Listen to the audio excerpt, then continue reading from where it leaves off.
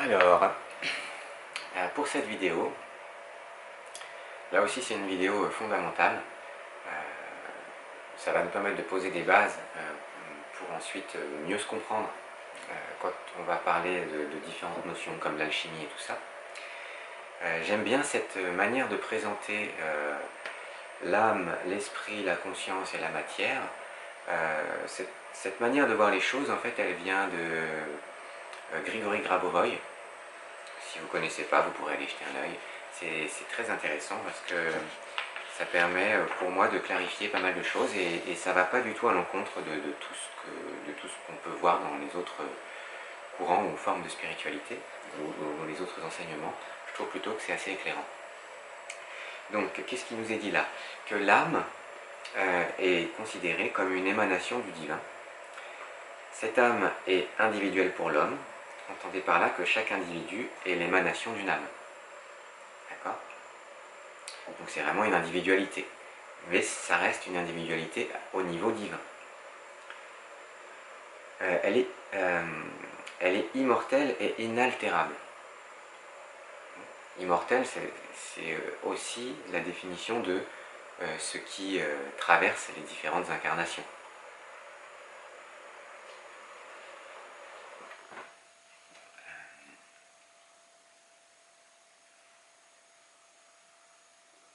Donc c'est la part de nous qui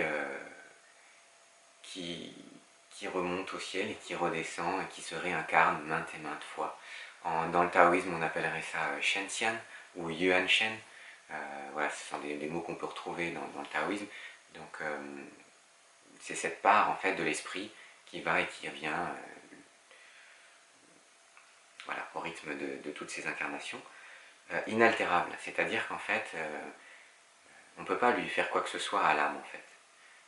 On ne peut pas vendre son âme ou blesser son âme. Fondamentalement, ce n'est pas possible. On peut en parler, on se comprend quand on dit ça. C'est pas forcément faux de dire ça. Mais c'est intéressant, je trouve, de considérer que l'âme est inaltérable. Nous, tout ce qu'on peut faire, c'est se connecter à son âme. On n'a rien à faire sur elle. C'est elle qui a quelque chose à faire sur nous, éventuellement. Ou en fait, c'est nous qui devons essayer de nous conformer à ce que notre âme a voulu pour nous, parce qu'en fait, c'est nous, notre âme.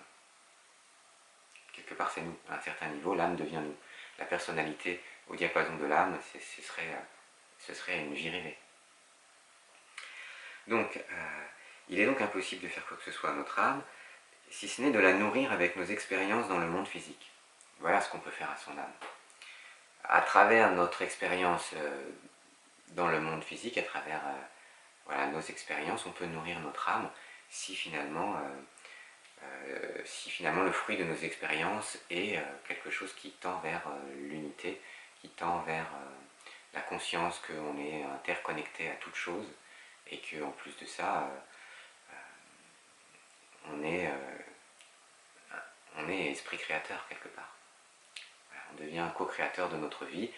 Plus on arrive à œuvrer dans ce sens-là, plus on nourrit notre âme qui elle-même, à travers cette nourriture, va se rapprocher du divin dont elle est issue. Et voilà, la personnalité au diapason de l'âme et l'âme au diapason du divin, c'est ça, à remonter en fait de la matière vers l'esprit, qui est aussi l'œuvre alchimique, remonter de la matière vers l'esprit.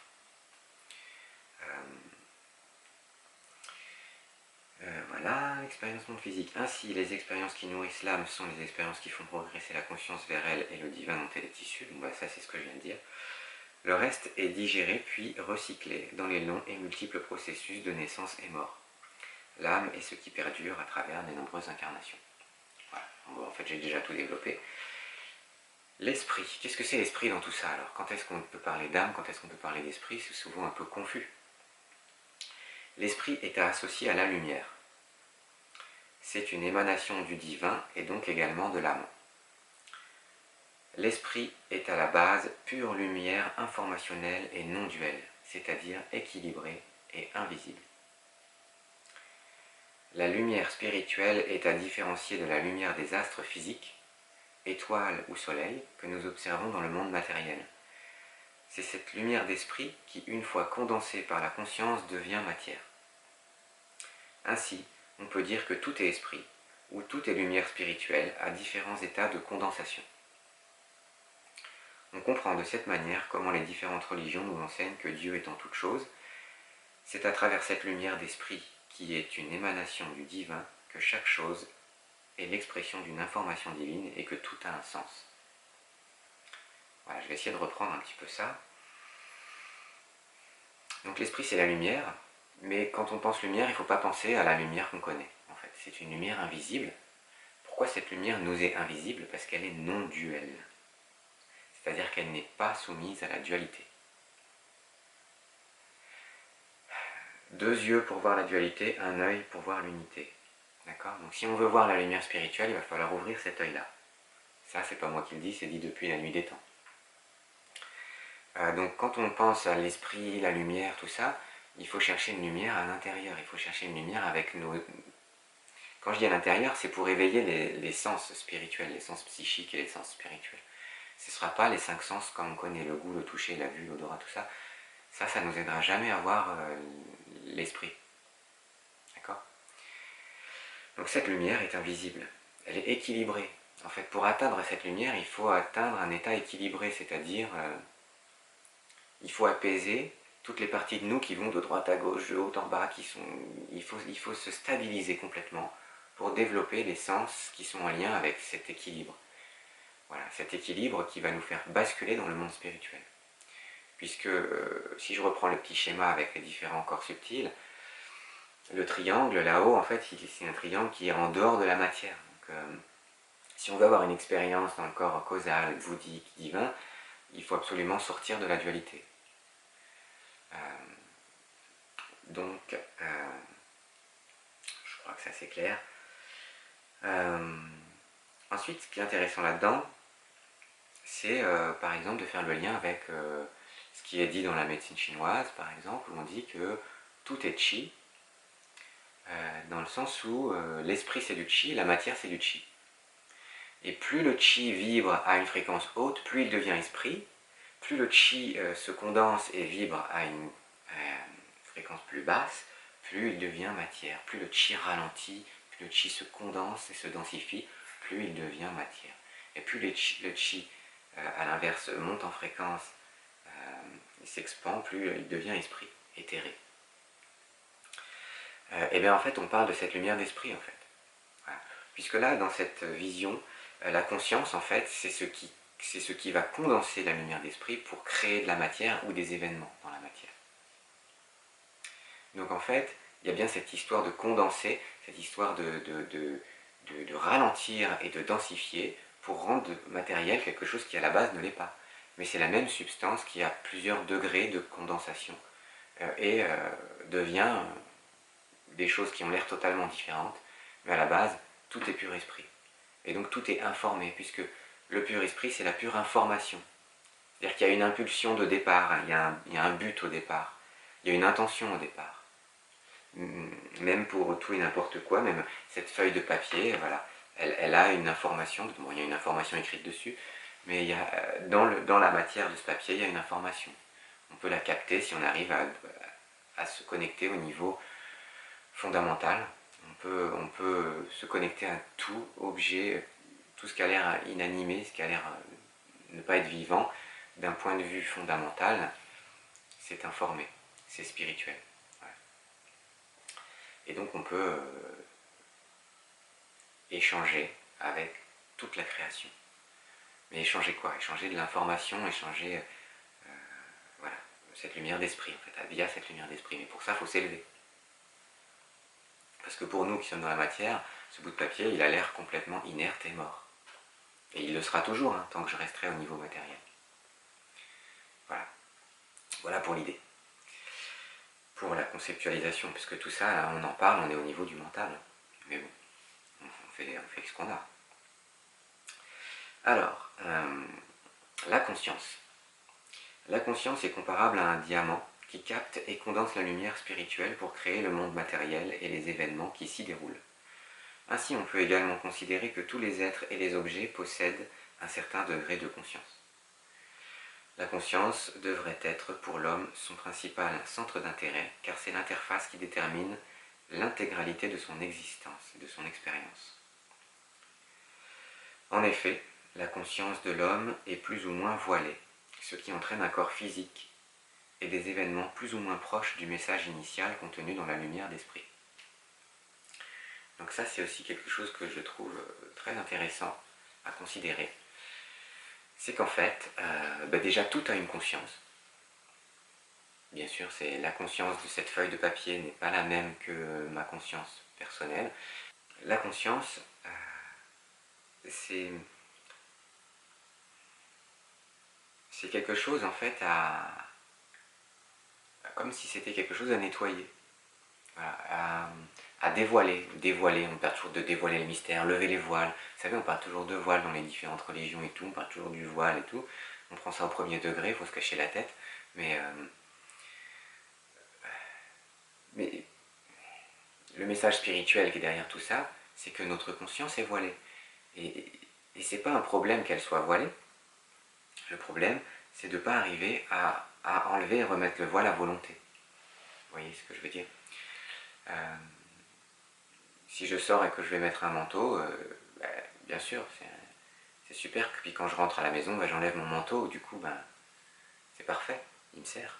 Mais si je sais pas que j'ai un manteau et que je le garde toujours sur moi, et de temps en temps je crève de chaud et je me dis, oh là là, j'ai pas de chance et tout, moi j'ai tout le temps chaud. Oui, mais non. Tu sais juste pas que tu as un manteau, du coup tu sais pas que tu peux l'enlever. Voilà, c'est aussi bête que ça.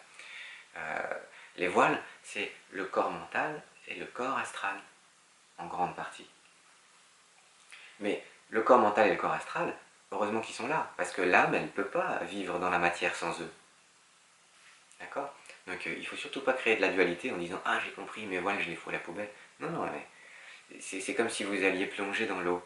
Vous mettez un masque, un tuba et une combinaison. Vous êtes content de les avoir.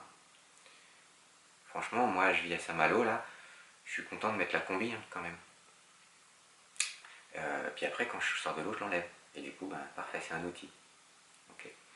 Donc voilà le problème des voiles, c'est ça, c'est qu'on ne sait pas qu'il y en a et on ne sait pas les enlever. Mais le but, c'est que la conscience devienne cristalline.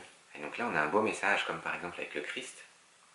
C'est aussi ça, le message du Christ, c'est d'avoir une personnalité transparente pour être en connexion et en fusion avec l'âme et avec le divin. Et du coup, cette conscience matérialise instantanément la volonté divine, puisqu'elle n'est pas voilée. D'accord ? Le corps mental et le corps émotionnel, astral, sont vraiment ce qui constitue notre personnalité. Plus notre personnalité est forte, plus on a des chances de rater les messages de notre âme. Et donc de vivre à l'inverse, ou du moins en décalé par rapport à ce qu'on s'était prédestiné à vivre au niveau causal. Vous voyez un peu où je veux en venir. Le message initial, voilà. La conscience de l'homme est plus ou moins voilée, ce qui entraîne un corps physique et des événements plus ou moins proches du message initial. Alors là, c'est intéressant aussi, c'est que le corps physique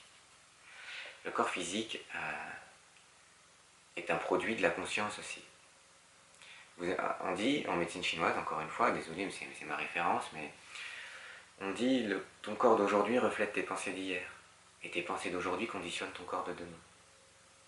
Et oui, parce qu'en fait, tous les problèmes qu'on a physiques, c'est pas des crottes de pigeons qui nous tombent du ciel, genre oh zut j'ai chopé un mal de cou, ou oh zut j'ai chopé un mal de genou, j'ai pas de chance, j'ai un genou fragile.